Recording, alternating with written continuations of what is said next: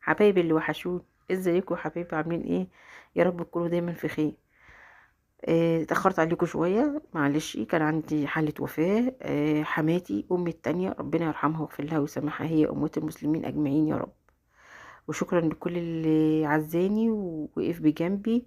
متحرمش منكم ابدا يا رب، وجعلكم كده دايما سند ليا في الدنيا وفي الاخره. هنخش النهارده بقى نعمل ايه؟ غدوه. انا ما عنديش حاجه في التلاجة مشطبه غسلها ونضيفه. لقيت شويه فول ايه مدشوش كده في كيسه، قلت يلا هو ده الغدا بتاع النهارده. حطيت عليهم ايه بصلتين كده، شويه كزبره وكام فص توم، وهنسويهم على البوتاجاز. انا كنت قبلها حطيته منقوع لمده ساعه في ميه سخنه. الفول نقعته في ميه سخنه لمده ساعه، كده استوى معايا وبقى جاهز لحد الفوره ما اتهرت. بس هو ربع كيلو، بسم الله ما شاء الله، فيه بركه. تمام. الفوله اتهرت خالص معايا. هسيبه بقى لما يبرد خالص. لو خايف على الخلاط تحطش عادي عادي في في الخلاط حاجات سخنه عادي، لكن انا بخاف على الخلاط بتاعي بصراحه. فانا بسيبه ايه لحد ما يبرد خالص. برد معايا الفول، هبدا ايه افرمه بقى ايه في الخلاط. وحدوا الله وقولوا لا اله الا الله، اللهم صل وسلم وبارك على سيدنا محمد وعلى اله وصحبه وسلم. ربنا يوعدك بزياره الحبيب المصطفى ويكتب لك عمره اللي هتحطي اللايك وتتفرجي على الفيديو للاخر، وتعملي مشاهدة، وتعملي اشتراك على القناة. عشان انا بحبكم في الله، وربنا يجعلكم رزق ليا ولجيري. تمام. فرمته وايه وحطيته، طبعا مش بيتصفى، بيتفرم خالص. تمام. حط بقى التوابل بتاعتنا. التوابل بتاعتنا عبارة عن ايه؟ ملح، كزبرة، كمون، فلفل اسمر، شوية شطة. هو ديت البهارات بتاعتنا بتاع ايه الاكل النهارده. تمام كده. تغلي غلوتين، اكون انا موضبه ايه الطشه بتاعتها. متوحدوا الله وقولوا لا اله الا الله، اللهم صل وسلم وبارك على سيدنا ومولانا محمد. بصوا بقى، عندك نعناع اخضر حطيه وهي بتستوي، ما عندكيشي ما تستوي شويه نعناع كده افركهم ما بين ايديك، تخلي البصاره تروح في حته تانية خالص. تحفه. تمام. هقلب بقى كده واسيبها ايه تاخد غلوه، بس غلوه. هي كده مستوية، بس تاخد غلوة، تاخد من طعم ايه التوابل معاها في الغليان. تمام كده.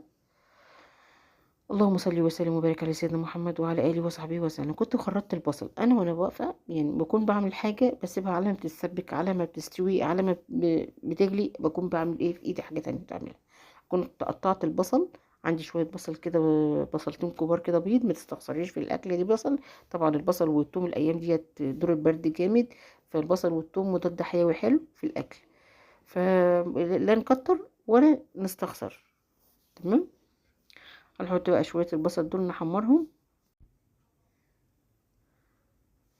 بالذات في البصل لما بتكوني حاطاه على الكشري او العدس او البصاره، الحاجات اللي بترش يعني. البصل بيكون يستحسن ان هو يكون ابيض احسن. الاحمر ده بيغمق شويه، وبعدين الاحمر بيبقى في الاكل، في السلطه او في الاكل ناشف بيبقى حلو. لكن انا بحب البصل الابيض ده قوي، مع انه بيشرب زيت، بس انا ما بخلوش يشرب زيت، بحط شويه ملح معاه عشان ما يشربش معايا الزيت. تمام. هسيبه بقى وهعمل حاجه تانية، مش هنقف للبصل على ما يتحمر، هنعمل حاجه تانية. هنعمل بقى ايه دقه الفلفل. هنعمل دقه فلفل وبتنجان بقى اهو. معايا شويه فلفل احمر كده ايه بتاعنا الرومي العادي. تمام كده. ومعاهم قرنين حامين. على شويه توم، التوم ده يعتبر اخر الانباء عندي من بتاع السنه اللي فاتت. هنجيب بقى ان شاء الله كده ايه نقضي اليوم كام يوم دولت لحد ما التوم ينزل. وخلاص التوم على وشك يعني. هنحط بقى ملح وكزبره وكمون. تمام كده.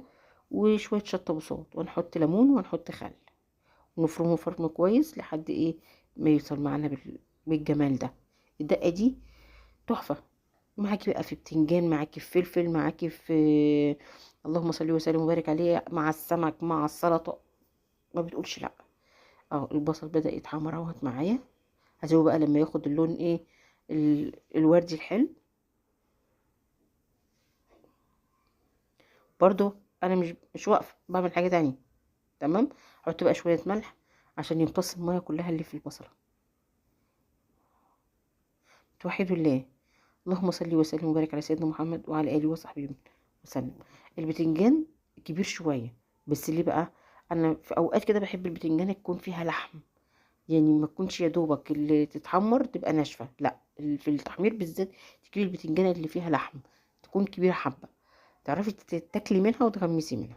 بصوا البصله، انزل بقى بصفي الزيت بتاع البصله دوت بقى ايه على البصله كده، وشمي بقى الريحه، وشمي، قلبت البيت كله. يعني عيالي جايين من تحت الدروس بيقولوا لي ماما انت عامله بصاره، شموا الريحه على طول فاحت. تمام.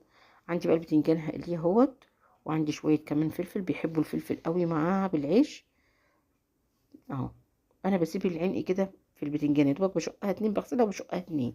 تمام. والبتنجان يعني عادي عادي، بتحصل عادي، وقعت من ايدي مش بس لانها سخنه. الفلفل هيدي طعم للزيت. وحدوا الله وقولوا لا اله الا الله، اللهم صل وسلم وبارك على سيدنا محمد وعلى اله وصحبه وسلم. بالله عليكي ما تبخلي عليا باللايك، وما تبخليش عليا بالاشتراك، وشاهد الفيديو للاخر، ينوبك جزاء عند الله، لان القناه تعتبر رزق ليا وعيالي، وانا لسه ما حققتش الرزق، الربح. فانتوا ربنا يجعلكم رزق ليا يا رب، ربح ليا يا رب. انتوا ربح في الدنيا وفي الاخره ان شاء الله. بصوا بقى، انا ما عملتش عيش في الزيت ولا في الزبده، ولا حطيته في اي ماده دهنيه خالص. انا حطيته في الفرن، العيش العادي بتاعنا اللي هو وريال من الفرن اهو، حمصته في الفرن وبس كده. احنا نخف بقى من الدهون شويه بقى، ومن الكوليسترول اللي احنا عمالين شغالين فيه ده اهو. ما قالش لا، اتحمص اهوت وجميل اهو. طعم بقى ما اقولكوش. بصوا الاكله دي، انسي انسي كليها وانسي، كوبايه شاي بعديها بقى تحفه. ولا البتنجان، يا لهوي على دقه البتنجان والفلفل والطماطم المحشيه. اقول لكم ايه ولا ايه، سيبوني بقى اكل شويه جرجير بقى كده، ولا بصل اخضر. ما لقيتش بصل، ما نزلتش اصلا عشان ما اكدبش عليكم، انا ما نزلتش، انا قضيت من اللي في التلاجة. خلاص هنروح السوق بقى ونجيب ايه حاجات جديده. فاحنا كده خلصنا اللي في التلاجة وشطبناه. استنوني بقى في فيديو جديد، اجيب لكم واسوق لكم في السوق، واقول لكم الاسعار الجديده ايه، لاني بقى لي فتره ما نزلتش السوق، بقضيها من جنبي. بس النهارده ان شاء الله هروح السوق عشان اقول لكم الاسعار. استنوني بقى في فيديو اقول لكم الاسعار ايه عامله ايه، والحاجه الكويسه ايه، والدنيا ماشيه ازاي. بصوا يا ولاد، بصوا الجمال، لوحه فنيه يا ولاد، لوحه فنيه. مين ريقه جري على الاكله دي وهيقوم يعملها؟ تحفه تحفه. هاجي كده